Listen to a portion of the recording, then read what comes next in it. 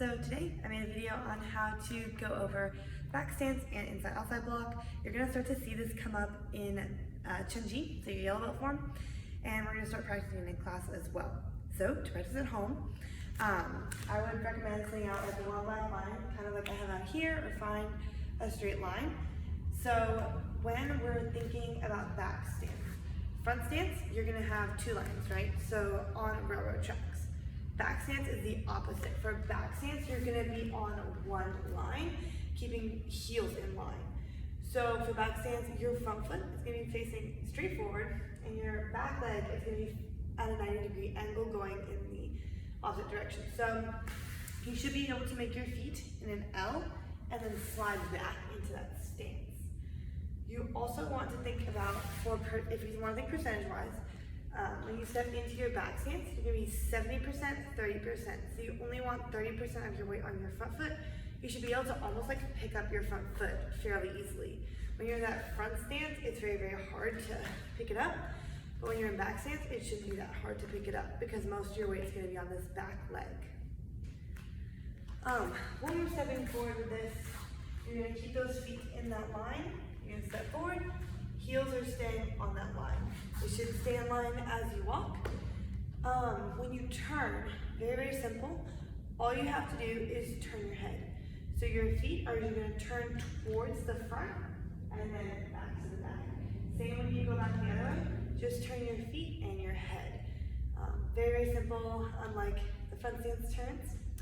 And the block that we're going to see today with this stance is inside-outside block, which is what we also see in Chunji. So for inside-outside block, you're going to start with your hands, one on top of the other. Whichever one is on bottom is going to be the one that's blocking. That's going to give you the most force and torque when you punch out. So when you're going, you're coming back here and then popping that arm out. And if you're going the other direction, that arm comes here and you pop out the other way. Think about like showing your muscles. So your hand is going to be shoulder level with your palm facing towards you at a slight angle. You don't want it way up here or way down here. Fist is shoulder height. When you switch, make sure hands stack on top of each other and then you're popping out to the other side. So when we put the two things together, you're stepping back on your line, popping into that back stance. As you come forward, the back hand is going to come on the bottom. So as you turn, hand and foot land at the same time.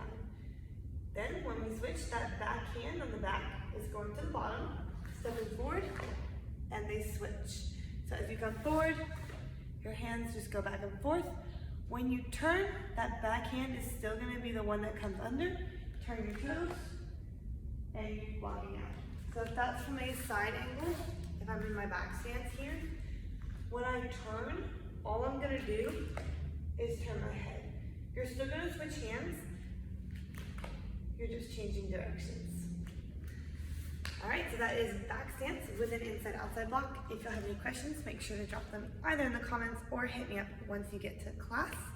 And again, just practice at home and